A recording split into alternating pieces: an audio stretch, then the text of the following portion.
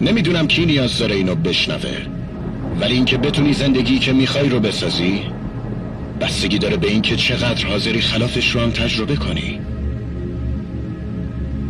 پس انداز کردن ممکنه حس کنی بی پولی، ولی در واقع داره پول دارت میکنه. تعیین حد و مرز توی روابط شاید باعث بشه احساس تنهایی کنی، ولی در اصل داری رابطه های سالمتری برای خودت میسازی.